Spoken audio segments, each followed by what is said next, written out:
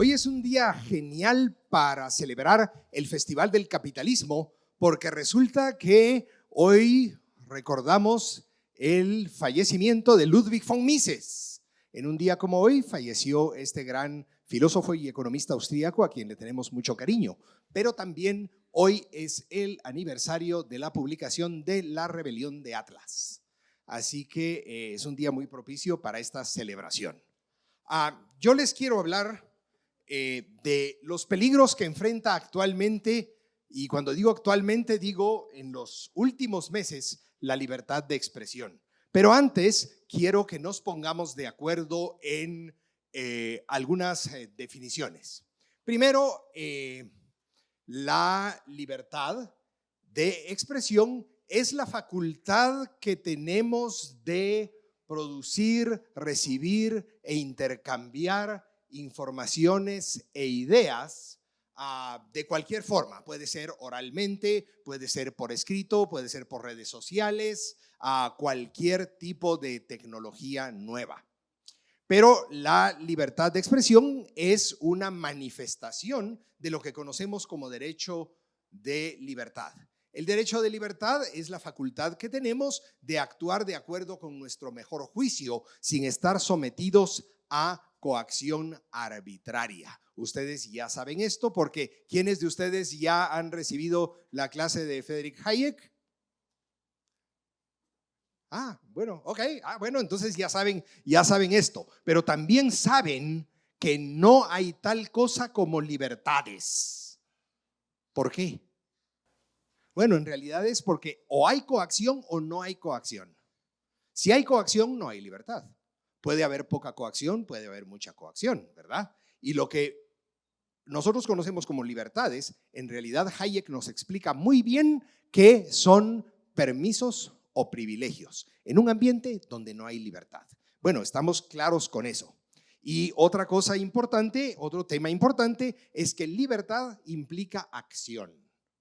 ¿Sí? ¿Para qué sirve la libertad de expresión? Para 4 objetivos muy importantes. El primer objetivo es buscar la verdad. Nos interesa buscar la verdad.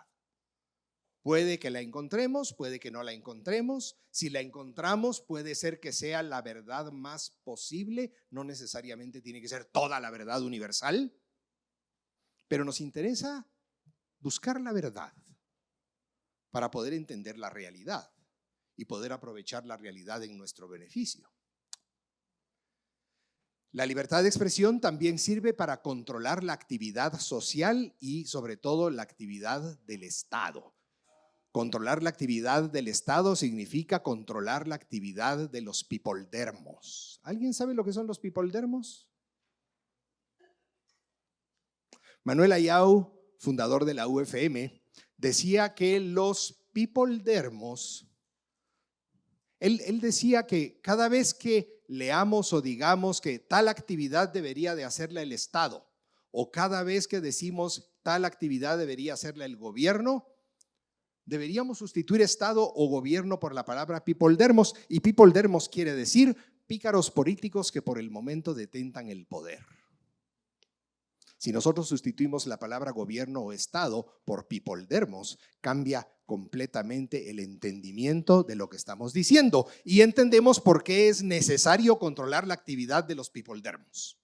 Porque tienen el poder, porque pueden forzarnos a actuar de acuerdo con sus objetivos y no contra nuestros propósitos. ¿Por qué necesitamos la libertad de expresión? Para proteger la dignidad humana. Porque si no somos capaces de pensar por nosotros mismos, ni actuar por nosotros mismos, ni expresar nuestras ideas, ni compartir nuestras ideas, terminamos como el ingeniero soviético en Siberia. O terminamos como esclavos y nuestra dignidad humana depende de que podamos pensar por nosotros mismos y actuar por nosotros mismos y expresar y compartir y recibir información. Por último, la libertad de expresión es un desafío para el pensamiento único.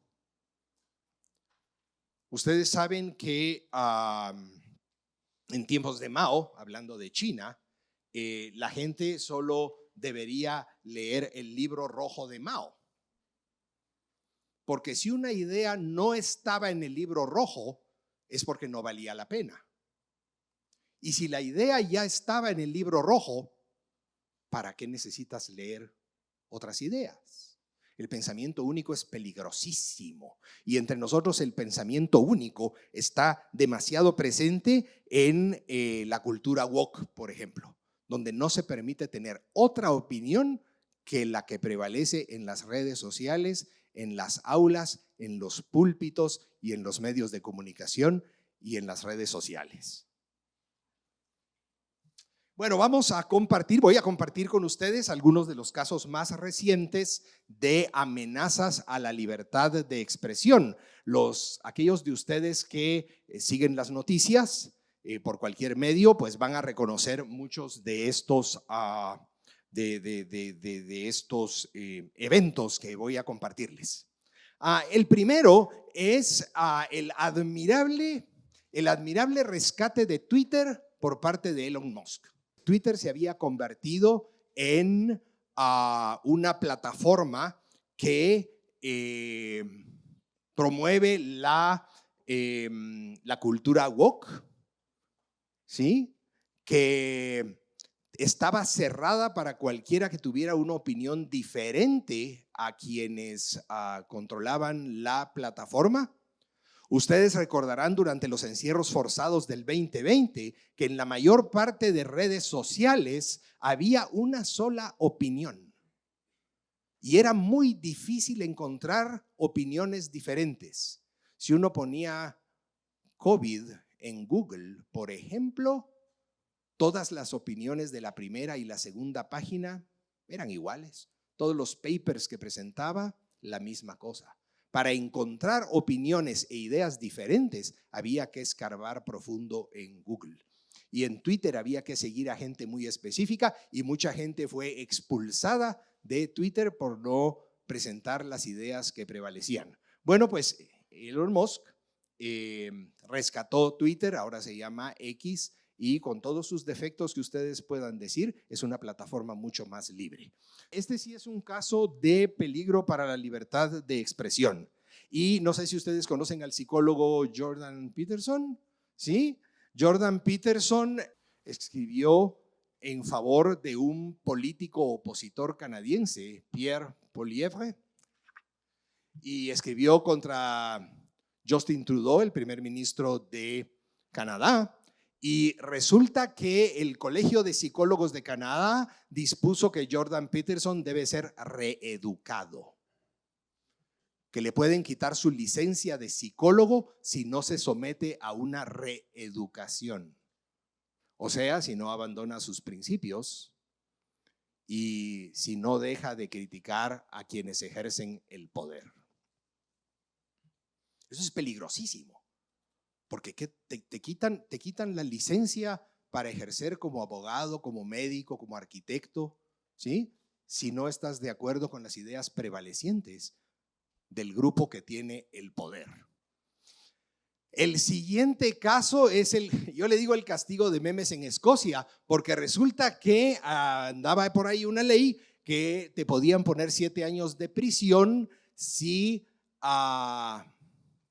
no estabas de acuerdo con las ideas prevalecientes y si hacías críticas desde tus principios religiosos o hacías chistes incluso que fueran calificados como discursos de odio. El discurso de odio es controversial, es cierto que no es de buen gusto burlarte de ciertas condiciones, es cierto que puede ser grosero burlarse de ciertas condiciones, pero de eso a que ciertas expresiones constituyan discurso de odio, hay mucha distancia. Entonces, el tema de discurso de odio vale la pena conversarlo y explorarlo de fondo, porque también es muy utilizado, porque es muy ambiguo, es muy utilizado para silenciar la libertad de expresión. Es una ley muy vaga y podría prestarse a interpretaciones arbitrarias y de hecho fue muy criticada por la autora de Harry Potter, que ha sido víctima de estos ataques, porque ella opina diferente de lo que opina el statu quo, el establishment. Este es espantoso. Es el juez brasileño Alexandre de Moraes, que ordenó en Brasil que X no pueda ser consultado en Brasil. ¿Por qué? Porque permite narrativas que no están de acuerdo con quienes ejercen el poder en Brasil. El gobierno de Brasil es un gobierno socialista, por cierto, ¿verdad? Eso no debe escaparnos nunca del radar. Y entonces resulta que como en X hay opiniones calificadas de extrema derecha y que son desinformativas, o sea, desinformativas desde el punto de vista de quienes ejercen el poder, pues este juez dispuso que Twitter X no puede estar disponible en Brasil. Recién ayer o antes de ayer, la Corte Suprema de Brasil ya permitió que haya acceso a Twitter en Brasil, porque obviamente esto es una violación del derecho de libertad de expresión y del derecho de libertad. Hay la captura de Pavel Durov. Pavel Durov es el CEO de Telegram. Y resulta que voló en su jet privado a Francia y cuando llegó a Francia lo capturaron, lo metieron preso porque no modera el contenido de su plataforma. Aquí la pregunta es, ¿debe ser moderado el contenido de una plataforma abierta que está hecha para que la gente intercambie información? ¿Quién debe moderarlo? Era lo que pasaba con Twitter antes. Los dueños de Twitter dirían quién podía y quién no podía opinar y cómo y por qué. La ventaja de Telegram se supone que es porque es muy abierta. Que hay gente que la usa inapropiadamente para tráfico de drogas, tráfico de armas, pornografía infantil, seguramente sí. Pero los responsables de eso no pueden ser los responsables de la plataforma. Porque entonces, ¿quién se convierte en el dictador de lo que se puede compartir y lo que no se puede compartir en una plataforma? Por otro lado, el que haya una plataforma secreta es muy importante para los luchadores de la libertad que combaten dictadores. De hecho, Durov explicó que una de las razones por las cuales las autoridades querían que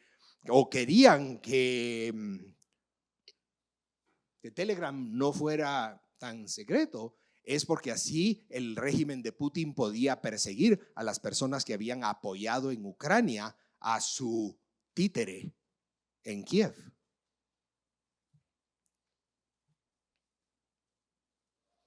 Este es muy ominoso. Recién, ahora en agosto del 2024, la ley de moralidad de Afganistán ordenó que todas las mujeres no pueden hablar en público, no se les debe oír, por supuesto que no pueden cantar, ¿verdad? Las mujeres que ya de por sí están cubiertas por burkas y otros trapos espantosos, ahora simplemente tienen que mantenerse calladitas en público. Por cierto que eso es por una conferencia que di hace 2 años en el Festival del Capitalismo y ahí está Adriana Peralta, que gentilmente se ofreció para vestirse e ilustrar la conferencia. Pero imagínense mucha, ustedes 4, ustedes 2, allá, calladitas, detrás de su marido, bajo una sábana negra. ¿Cómo ha de ser eso para la dignidad humana? No para la libertad de expresión, sino para la dignidad humana. Pero esto es una realidad en todo el mundo islamista. Además, la ley también criminaliza y persigue a las personas LGB, whatever, y restringe los derechos de las libertades religiosas Y es una ley que aplasta completamente la libertad de expresión, porque en esos regímenes colectivistas, totalitarios, las personas son cosas. Bueno, en Guatemala no nos quedamos atrás. ¿Quién recuerda el caso de María Chula? María Chula era la empresa de una patoja emprendedora que producía bolsas y artículos de vestimenta con tejidos, con motivos y tejidos indígenas, y resulta que la Comisión Presidencial contra el Racismo la acusó de racista, discriminatoria, por haberle puesto María Chula a su empresa. ¿Por qué? Porque supuestamente María Chula es una forma de discriminación.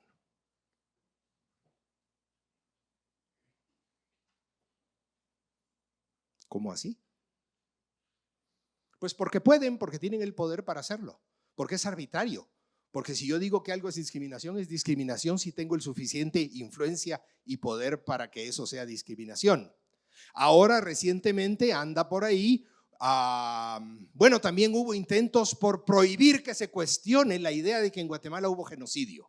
En Guatemala no hubo genocidio porque nunca hubo crímenes horribles. Hubo crímenes de lesa majestad, pero no hubo genocidio, porque el genocidio implica la destrucción de un grupo por ser ese grupo. O sea, de una etnia por ser de esa etnia, de una religión por ser de esa religión. Pero en el contexto del enfrentamiento armado interno, los crímenes de lesa majestad que pudieron haber habido no fueran por etnia, fueron porque había guerrilleros y militares involucrados en un enfrentamiento armado. Pero esta gente quiere prohibir que eso se cuestione. Si estamos hablando de la búsqueda de la verdad, eso tiene que discutirse y tiene que discutirse franca y abiertamente. Pues ahora hay otra nueva iniciativa para crear una instancia que ya se creó, una instancia de análisis para la protección de defensores de los derechos humanos, para detectar patrones de ataques. Eso quiere decir, como con María Chula, que va a haber un grupo de burócratas diciendo qué es un ataque y qué no es un ataque. Y entonces no vas a poder decir que, por ejemplo, los bloqueos que hubo hace un año eran delito. ¿Cómo así que puedes bloquear todo el país?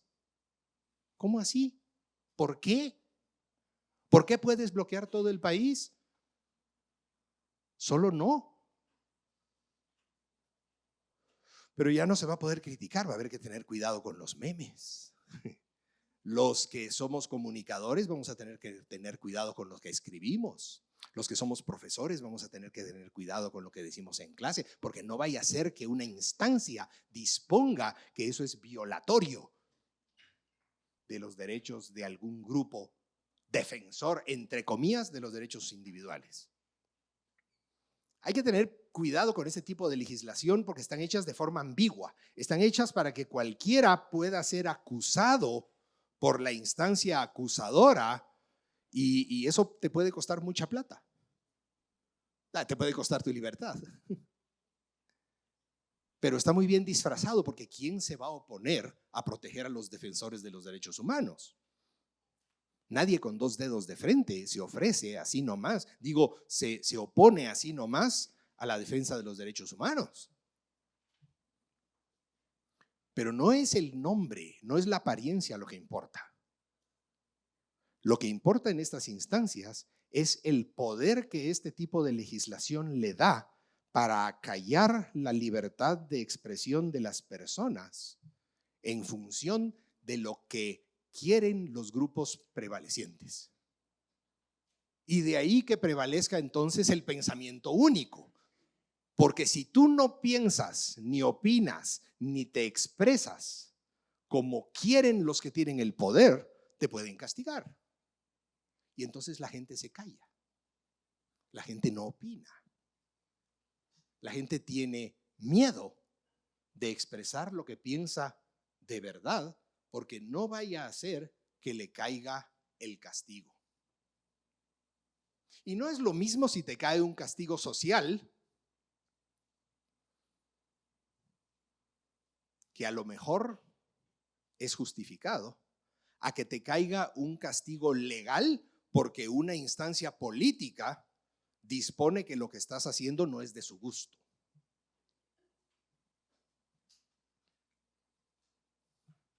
Entonces,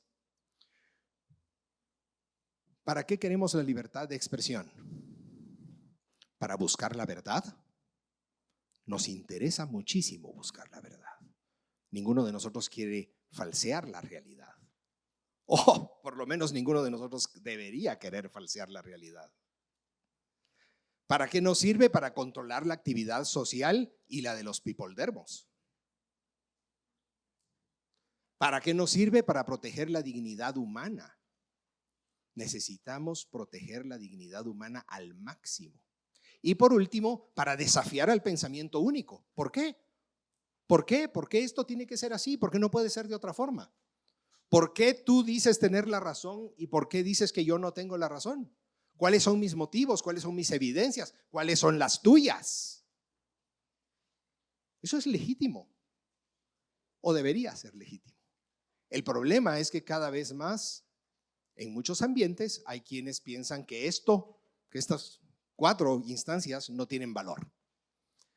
En fin, como dijo Voltaire, podré no estar de acuerdo con lo que dices, pero defenderé hasta la muerte tu derecho a hacerlo. Esa debería ser la máxima que guiara nuestros pensamientos cuando pensemos en el tema de la libertad de expresión. En fin, muchas gracias. Gracias.